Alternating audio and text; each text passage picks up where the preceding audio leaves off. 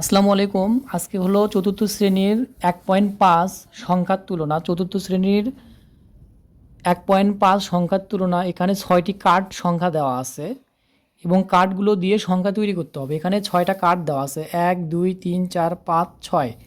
6টা কার্ড দেওয়া আছে, কার্ডগুলো দিয়ে সংখ্যা তৈরি করতে হবে। এটা কিন্তু মোস্ট ইম্পর্টেন্ট অঙ্ক ক্লাস 4-এর জন্য। প্রথম সাময়িকে আসবেই আসবে এটা। বিভিন্ন যদি ক্লাস 4-এর বৃত্তি পরীক্ষা হয়, এই কার্ডের একটা অঙ্ক থাকবেই।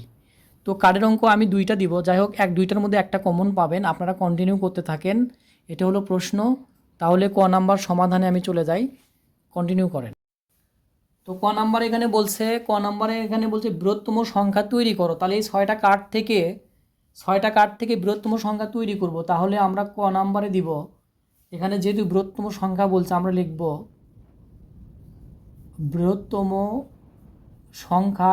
এটা লিখে কোলন চিহ্ন দেবো, এটা লিখে কোলন চিহ্ন। বৃহত্তম সংখ্যা তাহলে সবচেয়ে বড় কোনটা? এখানে সবচেয়ে বড় আছে 9, তারপরে কত 7। সবচেয়ে বড় বৃহত্তম মানে সবচেয়ে বড়টা আগে আমরা ইন্ডিকেট করব। সবচেয়ে বড় আমার 9, তাহলে বড় সংখ্যাটা 9, তারপরে 7, তারপর আছে 4, তারপরে 3, তারপরে 1, তারপরে 0। সবচেয়ে বড় থেকে সাজাইছি।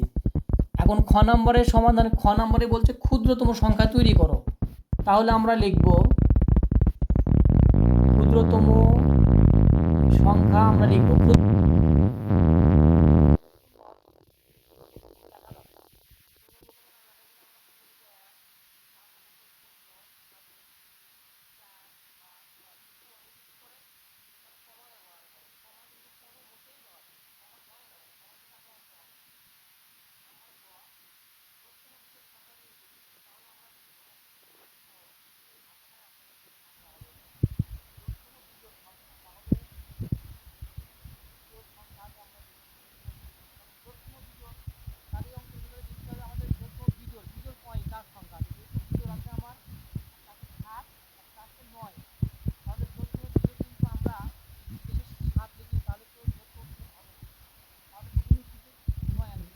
আমরা 7 থেকে শুরু। এখানে দেখেন তাহলে বুঝতে পারবেন বৃহত্তম বিজোড় এই সংখ্যাটাই আমরা ফলো করি। তাহলে এই সংখ্যাটা যদি ফলো করি বৃহত্তম বিজোড়, তাহলে 9টা আমার ওই পাশে যাবে। তাহলে 9টা ওই পাশে গেলে প্রথমে লিখতে হবে 7, তারপর লিখবো 4। এখানে অঙ্কটা দেখেন বৃহত্তম বিজোড় বলছে। বৃহত্তম বিজোড় বলার অর্থ হচ্ছে আমাদের বৃহত্তম মানে কিন্তু বড় সংখ্যাটাই আগে লিখতে হবে। বৃহত্তম মানে কি? সবচেয়ে বড়। এখানে এই অঙ্কের ভিতরে বিজোড় আছে দেখেন 1, তারপরে কত আছে 3, 7, 9, কিন্তু আমাদের